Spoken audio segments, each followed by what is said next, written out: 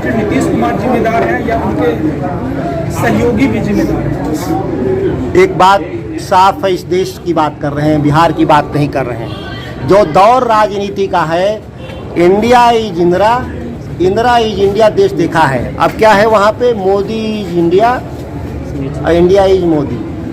तो इस देश में किसकी सरकार है? मोदी की सरकार है। इस देश में भारत की सरकार नहीं है, भाजपा की सरकार नहीं है। किसकी सरकार है? मोदी की सरकार। और बिहार में किसकी सरकार है? वो तो नारा भी लगा था ना, कौन नारा लगाया था लोगों ने? 15 का चुनाव मुझे अच्छी तरह से याद नहीं है, नीतीश कुमार है नारा लगा था। बिहार में बाहर है और नीतीश कुमार। तो सवाल यह है कि जब मीडिया के बंधु जानते हैं कि सरकार का मतलब मुख्यमंत्री और सरकार का मुख्यमंत्री प्रधानमंत्री है, तो फिर दूसरे से सवाल क्यों होना चाहिए?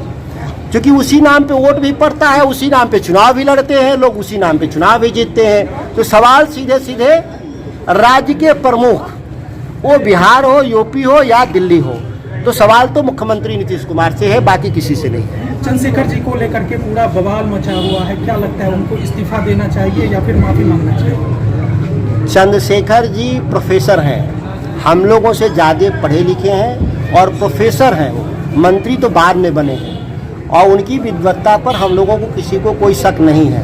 और पार्टी के अधिकृत हमारे तेजस्वी जी ने बयान दे दिया और श्री जगदानंद सिंह ने बयान दे दिया कि वो ठीक है, तो मैं मानता हूं कि पार्टी जो कह रही है वही ठीक है। व्यक्तिगत आप उनके बयान से इत्तेफाक रखते हैं? मेरा राजनीति में व्यक्तिगत, मैंने कहा धर्म इतिधारते, धर्म धारण करने का विषय है। और जब धर्म व्यक्तिगत है, धर्म धारण मतलब धर्म व्यक्तिगत है, तो इस पर सार्वजनिक रूप से मैं कैसे टिप्पणी करूं?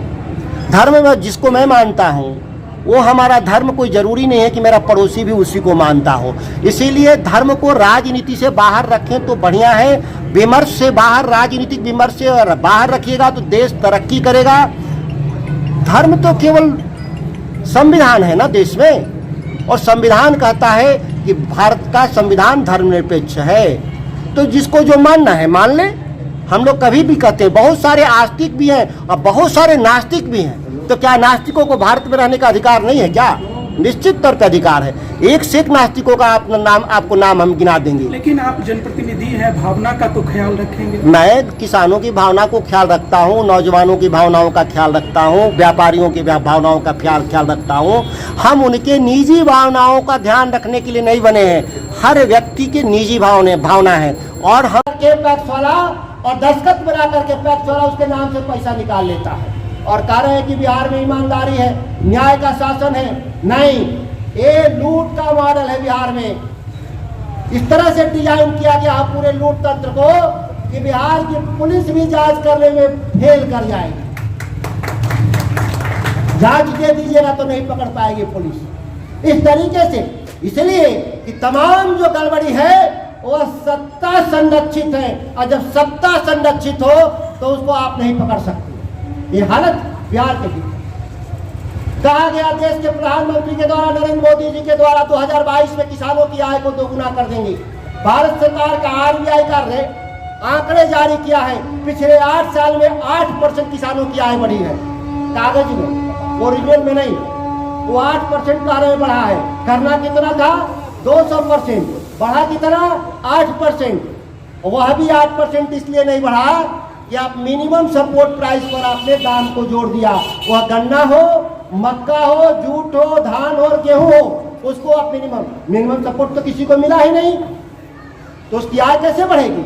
जब उसे 20% कम मिला पैसा, आप मिला ही मुझे 80 रुपया और सरकार का रेट मिला आपको 100 रुपए। आज के किसान को समझ में नहीं आता कि हम कौन रास्ता अख्तियार करें। वो रास्ता बनता है पंजाब और हरियाणा के किसान आंदोलनों जैसा। आप लोग को कमर कसता होगा। वो 13 महीना दिल्ली में बैठे थे। जिस दिन बिहार के किसानों को 13 दिन बैठने की हैसियत पैदा हो जाएगी, बिहार की सरकार, कहते हैं लोग टेकुआ जैसा सीधा होगा।